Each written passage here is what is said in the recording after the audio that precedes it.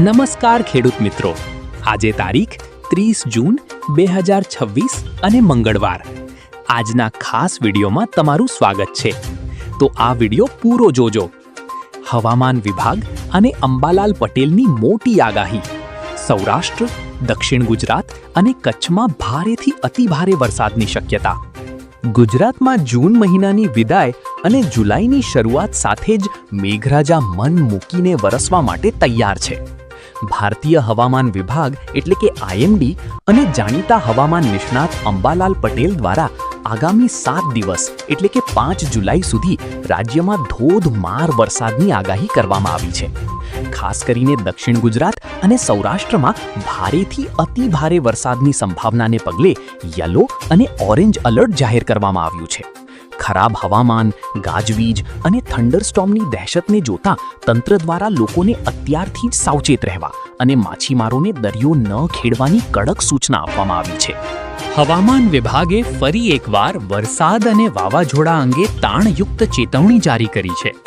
હવામાન વિભાગની આગાહી મુજબ આજે 30 જૂને ઉત્તર પ્રદેશ અને બિહાર સહિત 21 રાજ્યોમાં વરસાદ અને વાવાઝોડાની ચેતવણી જારી કરવામાં આવી છે. 70 થી 75 કિલોમીટર પ્રતિ કલાકની ઝડપે જોરદાર પવન ફૂંકાશે. હવામાન વિભાગ અને હવામાન નિષ્ણાત અંબાલાલ પટેલે રાજ્ય માટે સારા સમાચાર આપ્યા છે. બંનેની આગાહી મુજબ આગામી 2 થી 3 દિવસમાં ચોમાસું સમગ્ર ગુજરાતને આવરી લેશે અને 1 જુલાઈથી વરસાદની તીવ્રતામાં નોંધપાત્ર વધારો થઈ શકે છે. આજે 30 જૂને ક્યાં પડશે વરસાદ?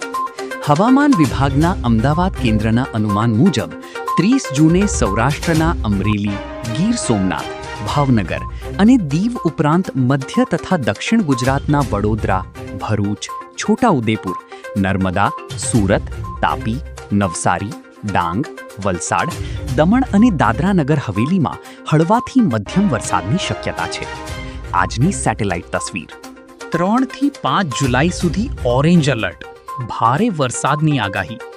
હવામાન વિભાગે 2 થી 5 જુલાઈ દરમિયાન સમગ્ર ગુજરાતમાં વ્યાપક વરસાદની આગાહી કરી છે.